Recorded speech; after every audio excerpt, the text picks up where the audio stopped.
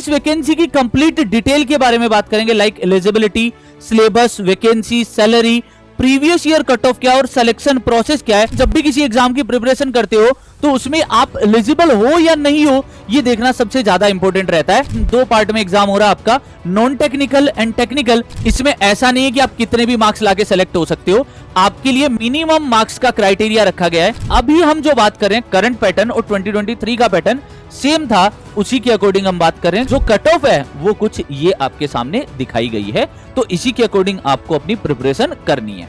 Soil mechanics, hydraulics, irrigation engineering, transportation engineering, environmental engineering, strength of material, theory of structure. Hello everyone, welcome you all on engineers वाला। और आज हम एक बहुत ही important vacancy के बारे में बात करने वाले हैं, जो कि national hydro electric power corporation में वैकेंसीज है, जूनियर इंजीनियर की वैकेंसीज है।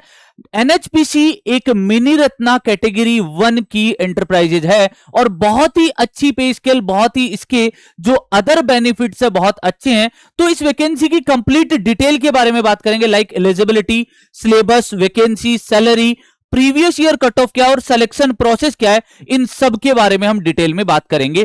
तो आइए स्टार्ट करते हैं आज के सेशन को। और ये है मेरा टेलीग्राम, आप इस क्यूआर कोड को स्कैन करके आप टेलीग्राम को ज्वाइन कर सकते हो। देन इसके बाद हम स्टार्ट करते हैं सेशन को कि एनएचपीसी जेई का एग्जाम में सबसे पहले इसका पोर्टल कब ओपन होगा और इसकी फॉर्म स्टार्ट कब होंगे और last date of closing of online portal क्या है। सबसे पहले इन इंपॉर्टेंट डेट्स के बारे में बात कर लेते हैं। आपका जो एग्जाम की मतलब जो एग्जाम फॉर्म है उसको फिल करना स्टार्ट होगा 2/9/2025, मतलब जो नेक्स्ट मंथ अभी स्टार्ट होने वाला है उसमें सेकंड जो डेट है उस दिन ये स्टार्ट हो जाएगा और 1 अक्टूबर को ये आपका इवनिंग 5 PM पर इसकी last date of closing of online portal है। मतलब इससे पहले पहले इसी ड्यूरेशन के बीच में फॉर्म भर लेना है, ये डेट्स आपको याद रखनी है। अगर बात करूं वैकेंसीज की, सिविल में टोटल वैकेंसीज 109 वैकेंसीज है, जिसमें 9 बैकलॉग वैकेंसीज है, एससी की 3 और ओबीसी की 6 वैकेंसीज है। और करंट वैकेंसीज है सभी कैटेगरीज के लिए, like UR, EWS, OBC, SC, ST, सभी कैटेगरीज में वैकेंसीज दी गई है। इसके बाद एलिजिबिलिटी क्राइटेरिया क्या है, क्योंकि जब भी किसी एग्जाम की प्रिपरेशन करते हो तो उसमें आप एलिजिबल हो या नहीं हो ये देखना सबसे ज्यादा इंपॉर्टेंट रहता है। तो इसकी एलिजिबिलिटी क्राइटेरिया में खास बात यह है कि एज लिमिट इसने दी है 30 इयर्स मैक्सिमम एज। आप 30 इयर्स के हो, 30 इयर्स से बियॉन्ड हो तो आप इस फॉर्म को नहीं फिल कर सकते। सेकंड इंपॉर्टेंट थिंग यह है कि इसमें डिप्लोमा और डिग्री, अगर आपके पास डिप्लोमा है तो फॉर्म फिल कर सकते हो, और डिग्री है तो आप फॉर्म फिल तब कर पाओगे जब आपके पास डिप्लोमा है, अदरवाइज आप फॉर्म फिल नहीं कर पाओगे। बीटेक को विदाउट डिप्लोमा अलाउ नहीं किया गया है। इसका मतलब अगर आप डायरेक्ट डिग्री वाले हो तो आपको कोई बेनिफिट नहीं है, इस वैकेंसी में फॉर्म नहीं फिल कर सकते। अगर आपके पास डिप्लोमा प्लस डिग्री है तो आप इस एग्जाम का फॉर्म फिल कर सकते हो। अब अगर मीडियम ऑफ एग्जामिनेशन की बात करें कि एग्जाम पैटर्न क्या है, तो सबसे पहले इंग्लिश और हिंदी दोनों लैंग्वेज में पेपर रहेगा आपके पास। एग्जाम ड्यूरेशन 3 आवर्स है, 180 मिनट्स है। सब्जेक्ट है, अगर जेई सिविल की बात करूं तो टोटल 200 क्वेश्चन आएंगे, जिसमें से 140 एमसीक्यू सिविल के रहेंगे, 30 एमसीक्यू जनरल अवेयरनेस मतलब जीके के रहेंगे आपके पास, एंड 30 एमसीक्यू रीजनिंग के रहेंगे। टोटल मार्क्स 200 मार्क्स का पेपर होगा। अब इसकी मार्किंग स्कीम की अगर बात करें तो हर एक करेक्ट आंसर के लिए आपको 1 मार्क्स मिलेगा और आपके पास हर एक इनकरेक्ट आंसर के लिए, रॉन्ग आंसर के लिए आपको 0.25 मार्क्स डिडक्ट कर दिया जाएगा। अगर आप क्वेश्चन छोड़ देते हो या अनअटेम्प्ट रखते हो उसके लिए ना तो कोई मार्क्स आपको दिए जाएंगे ना ही कोई मार्क्स आपके कट किए जाएंगे। ये इसका एनएचपीसी का एग्जाम पैटर्न है। अगर एग्जाम ओवरव्यू की बात करें तो इसमें दो पार्ट में एग्जाम हो रहा है आपका, non technical and technical. Non technical में जनरल अवेयरनेस है जो 30 मार्क्स का है, रीजनिंग है जो 30 मार्क्स का है, और ओवरऑल नंबर ऑफ क्वेश्चंस हैं वो कितने आएंगे, 60 क्वेश्चंस आएंगे दोनों के मिला के, जिसमें आपको ये ध्यान रखना है ये 25% से ज्यादा वेटेज ले रहा है। फोकस करना है क्योंकि दोनों ही अभी आपके पास, फिलहाल अगर आपने एसएससी जेई की तैयारी की है तो आपका ये पेपर बिल्कुल रेडी होगा। और एसएससी जेई जिन बच्चों का तैयार है उनके लिए इसमें कोई दिक्कत नहीं है। साथ ही साथ सिविल इंजीनियरिंग में 140 मार्क्स है, 140 क्वेश्चन आएंगे। मतलब overall 200 marks, 200 question, each question 1 marks का रहेगा। और अगर आप करंटली अभी एसएससी जेई के लिए प्रिपेयर कर रहे हो और बहुत अच्छी प्रिपरेशन है, तो आपको जरूर इसका फॉर्म भरना चाहिए, क्योंकि अगर आपका डिप्लोमा है तो आपके पास एक एड ऑन वैकेंसी हो गई एसएससी के अलावा, जो एक बहुत अच्छा बेसिक पे स्किल देती है आपको। देन अगर बात करूं सिलेक्शन प्रोसेस की, ओएमआर बेस्ड टेस्ट होगा, मतलब ऑफलाइन टेस्ट होगा, as well as document verification होगा, इसमें कोई इंटरव्यू नहीं है। बट इसमें ऐसा नहीं है कि आप कितने भी मार्क्स लाके सेलेक्ट हो सकते हो, आपके लिए मिनिमम मार्क्स का क्राइटेरिया रखा गया है 40% of the total marks for general, OBC, general, EWS के लिए, एंड एससी एसटी और जो पीडब्ल्यूबीडी कैंडिडेट्स होते हैं उनके लिए 35% ऑफ टोटल मार्क्स लाना कंपलसरी है। इससे नीचे मार्क्स में आपका सिलेक्शन लिस्ट में कभी भी नाम नहीं दिखेगा इसमें, ठीक है।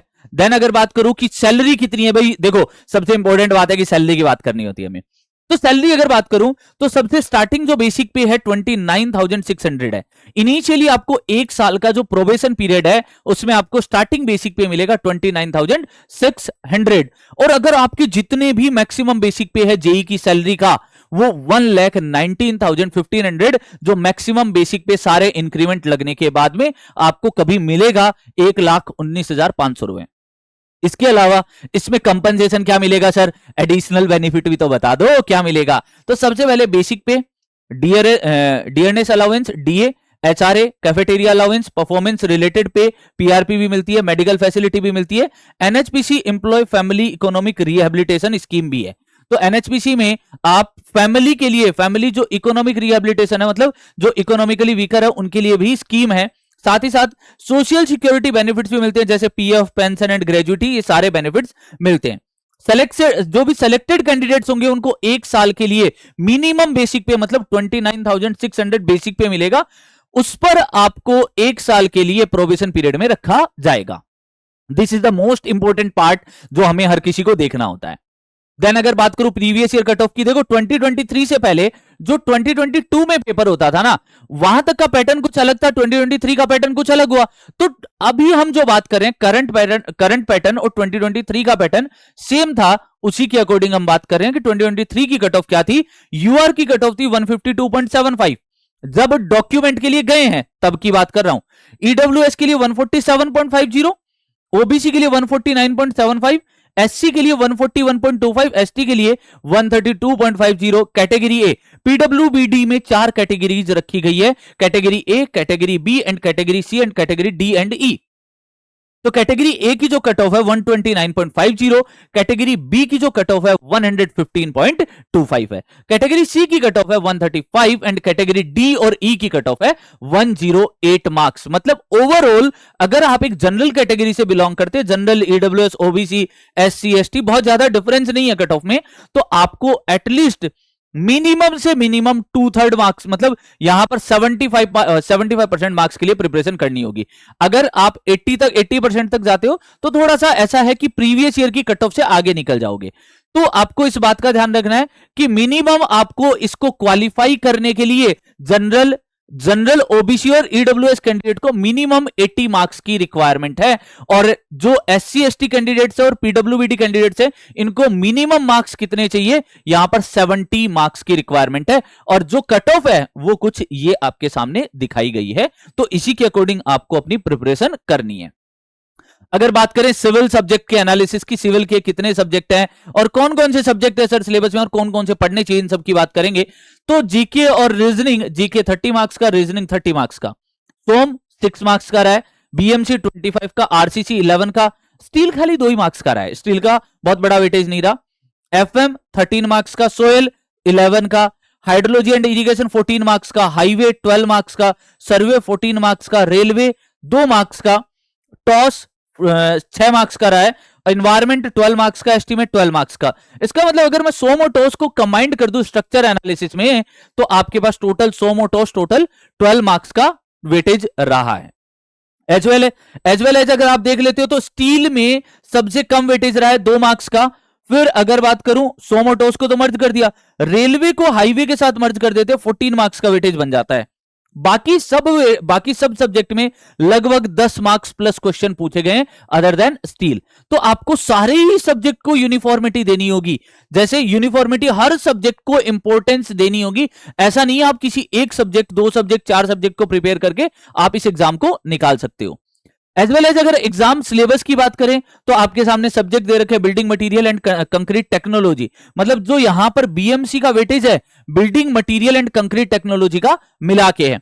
Estimation, costing and valuation, surveying, soil mechanics, hydraulics, irrigation engineering, transportation engineering, environmental engineering, strength of material, theory of structure, RCC design, steel design, ये आपके कुछ सिविल इंजीनियरिंग के सब्जेक्ट्स हैं।